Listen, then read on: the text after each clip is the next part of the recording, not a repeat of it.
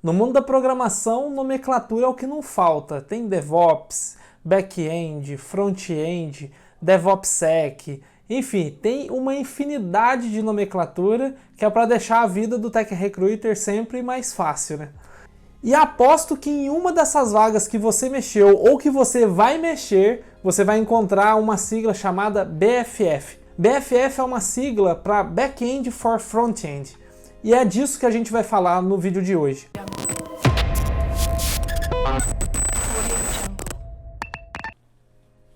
Ué, você tá aí? Fala Tech Recruiters, Augusto com vocês. E pessoal, como eu disse no início do vídeo, o assunto de hoje é BFF. Mas o que é o Back-end for Front-end, né? O que ele difere de um Back-end comum que a gente já ouviu falar? O Back-end comum, ele é basicamente um servidor, uma API, que fornece dado para diferentes consumidores. Então ele não se preocupa muito em quem está consumindo aquele dado, qual dispositivo, qual plataforma está consumindo aquele dado e qual o propósito daquele consumo. Basicamente, uma API ele serve como uma fachada onde diversos serviços podem bater nessa fachada, resgatar algum dado e fazer o que bem entenderem com aquele dado.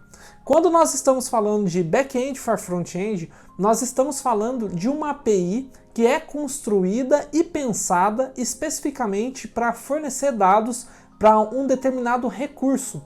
Por exemplo, se a gente estiver pensando em uma aplicação web, nós podemos criar um back-end específico para retornar dados para essa aplicação front-end. Então ele vai retornar dados para essa aplicação front-end quando ele receber requisições dessa aplicação, somente os dados que realmente são necessários para serem apresentados por essa plataforma. Então ele não vai enviar dados a mais e nem dados a menos. Ele irá enviar exatamente os dados que são importantes para essa aplicação. E isso é vantajoso por diversos motivos. Uma das vantagens que nós temos com o BFF é justamente entregar somente aquilo que é necessário e de uma forma mais performática, ou seja, com um desempenho maior. Como é um dado que é especificamente para aquela plataforma, ele pode economizar vários bytes de dados que em um cenário de uma API comum seriam gastos desnecessariamente para o consumo dessa aplicação. Então, imaginando um cenário onde nós temos, por exemplo, uma API de uso geral, sem pensar em BFF, que ela fornece dados tanto para uma aplicação mobile quanto para uma aplicação web, nós teremos ali um desperdício de dados, principalmente quando a gente pensa do lado da aplicação mobile, porque a aplicação mobile com certeza irá exibir menos detalhes, menos dados quando nós comparamos ali com uma aplicação web. Então ter uma API única para essas duas aplicações, dependendo do cenário, dependendo do contexto dessa aplicação, não faz muito sentido. Nesses casos são construídos BFFs, né, Back-end for Front-ends, específicos para cada uma dessas plataformas. Então nesse caso nós teríamos um BFF específico para fornecer dados para a aplicação mobile e um BFF específico para fornecer dados para a aplicação web. Então agora nós temos esses serviços consumidores, que são os front-ends, recebendo apenas os dados que fazem sentido para aquele contexto. Uma outra vantagem de termos BFF separado ali para cada uma das plataformas é que você também tem um menor acoplamento dessa solução. Então, no primeiro cenário onde nós temos apenas uma API fornecendo dados para todas as plataformas, se essa API cair, ambas as plataformas estarão offline, elas não conseguirão funcionar sem essa API ali fornecendo os dados necessários.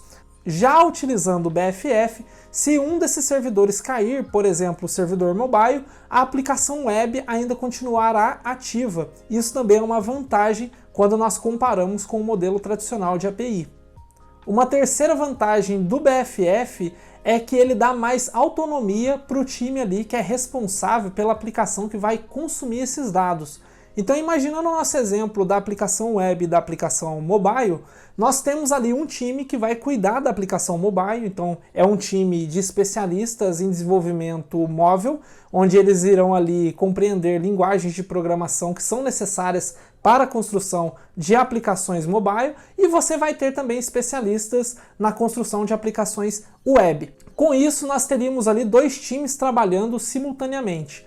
Imaginando o primeiro cenário onde nós temos apenas uma API, à medida que fossem necessários ali modificações, implementação de novas features por essas duas equipes, né, tanto a de mobile quanto a de web, a terceira equipe que está tomando conta da API teria que se virar nos 30 ali para conseguir atender as demandas de ambas as equipes de uma forma unificada, ou seja, através de um endpoint único, ou mesmo criando endpoints separados para cada uma, à medida que fosse necessário novas modificações nessas duas plataformas.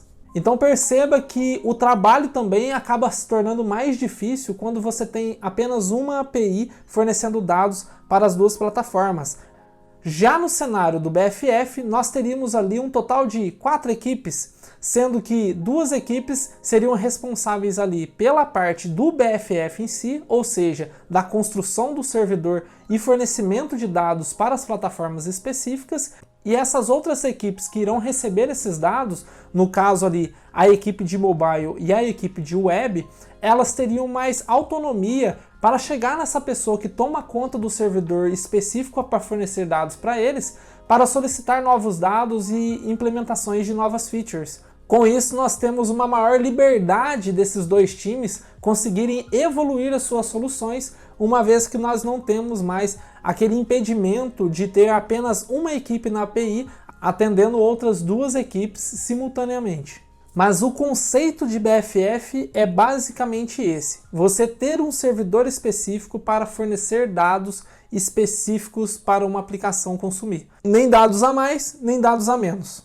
Bom, esse foi um vídeo bem curto, apenas para explicar esse conceito de BFF. Se você gostou, deixa o like, se inscreve no canal e não esqueça de compartilhar com seus amigos. A ajuda de vocês aqui no canal é extremamente importante para fazer a gente crescer, principalmente porque o canal é um canal de um público muito específico, então é muito difícil da gente alcançar uma notoriedade aqui no YouTube e conseguir levar esse conteúdo cada vez para mais pessoas e com uma qualidade ainda maior. Então eu conto com a ajuda de vocês. Também aproveito para convidar você a fazer parte do nosso grupo no Telegram. O link para entrar no grupo está na descrição do vídeo. É só clicar aí que você vai ser redirecionado e já pode fazer parte ali da nossa comunidade.